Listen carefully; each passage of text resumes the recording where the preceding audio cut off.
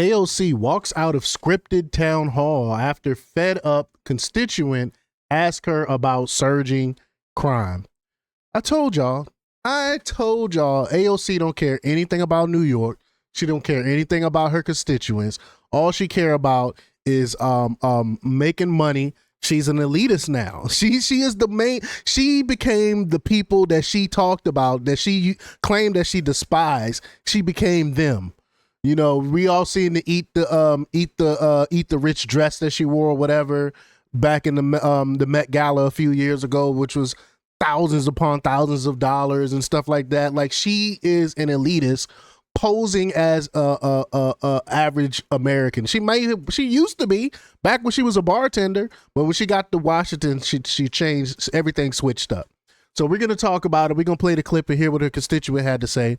But before we get started, go ahead and hit that like button, share this information so we can get this information out there.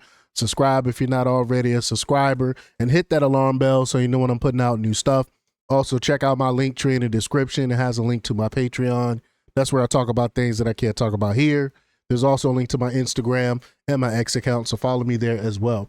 All right, so let's get into this news. Now, this comes from Slay News, and they report that radical rep Alexandria Ocasio-Cortez has provoked a backlash in her district after she reportedly walked out of a town hall when a constituent asked her about surging crime in the area. It's bad too. Crime is bad in her district.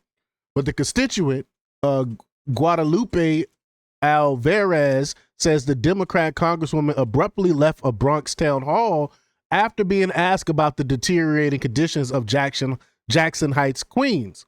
She also revealed that AOC's event was scripted and attendees were provided with pre-prepared questions for the congresswoman. This sounds like a Biden event, right? Where everything is scripted.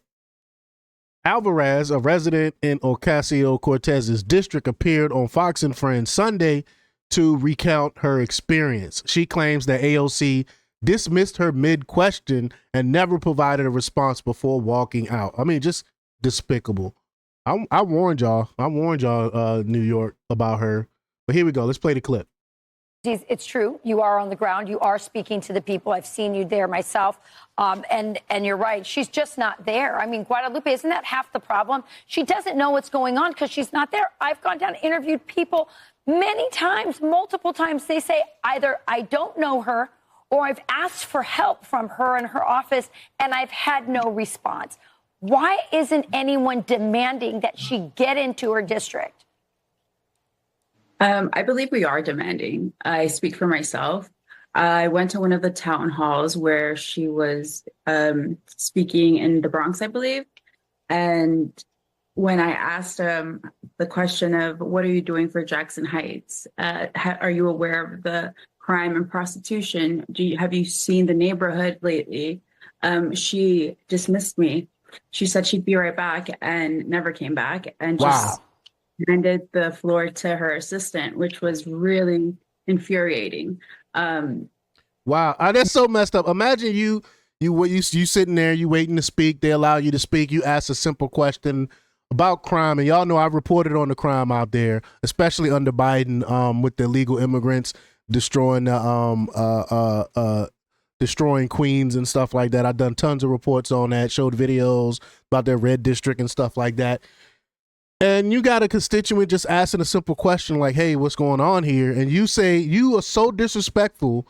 You don't even have the gall to even like deflect or anything. You're going to say, hold on, I'll be right back, and disappear and never come back. That's despicable.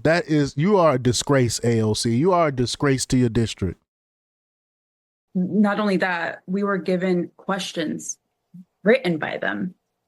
So it's like our concerns weren't really addressed until like someone had to speak up, and I had to be that person.